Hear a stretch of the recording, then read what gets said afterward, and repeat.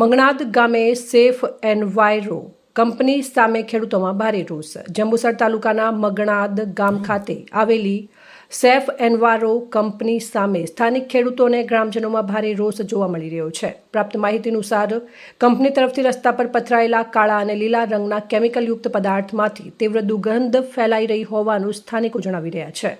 ખેડૂતોનો આક્ષેપ છે કે આ કેમિકલયુક્ત પદાર્થના કારણે આસપાસના ખેતરોને નુકસાન થઈ રહ્યું છે, જેના કારણે જમીનની ફળદ્રુપતા પર અસર પડી રહી છે અને પાકને પણ નુકસાન પહોંચી રહ્યું છે. ખેડૂતોનું કહેવું છે કે અસરગ્રસ્ત વિસ્તારોમાં પાકનો વિકાસ યોગ્ય રીતે થઈ શકતો નથી. આ ઉપરાંત રસ્તા પર ફેલાયેલા ચીકણા કેમિકલયુક્ત પદાર્થને કારણે બાઇક ચાલકો સહિત નાના મોટા તમામ વાહન ચાલકો માટે માર્ગ જોખમી બન્યો છે.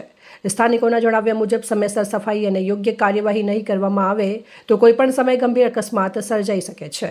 સ્થાનિક લોકોનો આક્ષેપ છે કે અનેક વખત સંબંધિત તંત્રને રજૂઆત કરવા છતાં હજી સુધી અસરકારક કાર્યવાહી કરવામાં આવી નથી, જેના કારણે ગ્રામજનો અને ખેડૂતોમાં અસંતોષની લાગણી વ્યાપી છે.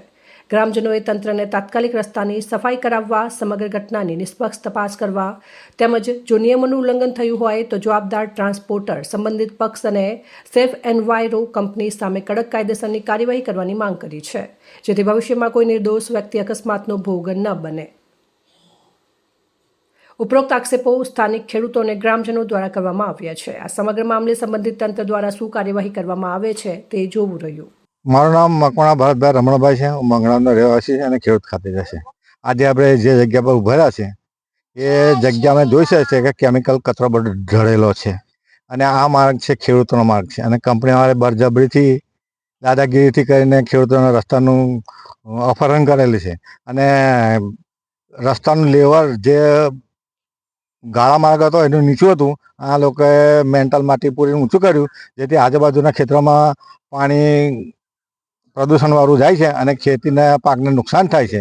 ઘણા પાક બળી ગયેલા હોય છે. આ વિશે અમારો તો હાઈકોર્ટમાં બી કેસ ચાલે છે અને હાઈકોર્ટમાં બી કંપનીને વારંવાર સૂચના આપવામાં આવે છે અને તેમ છતાં આ લોકો સુધરતા નહીં.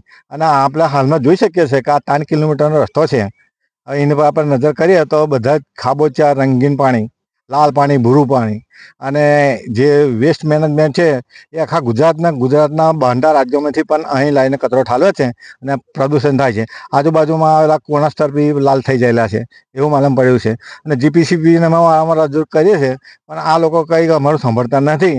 હવે કોર્ટ એમને કહેશે એ પ્રમાણે એવા કાર્યવાહી કરશે અને આગલી કાર્યવાહી અમે કલેક્ટરને બી આવેલો છે કે આ રસ્તાનું ભાઈ તમે એ કરાવો કે આ રસ્તો કોની સત્તાથી આ લોકોએ ઊંચો કરીને બનાવ્યો છે. તો અમે મુખ્યમંત્રીને રજૂઆત કરેલી છે આ બાબતે ઓનલાઈનમાં અને આપણે જોઈ શકીએ છીએ કે કેટલો ઊંચો છે અને ખેતરમાં પાણી ભર્યું છે અને મુખ્યમંત્રીએ બી કલેક્ટરને કીધું કે ભાઈ આ રસ્તાનું તમે સર્વે કરાવો, એમને ઊંચો બનાવે, નીચો બનાવે. હવે કલેક્ટરશ્રીએ મામલતદારને અને કૃષિ વિભાગને આવેલું છે સર્વે કરવાનું. 1 મહિના છે એમાં અરજી આવેલી છે. કાલે મારી પર ટપાલ આવી છે કે તમારો હમણાં સંપર્ક સાધો. તો કેટલા મહિના ગાલી રાખી અરજી આ લોકોએ?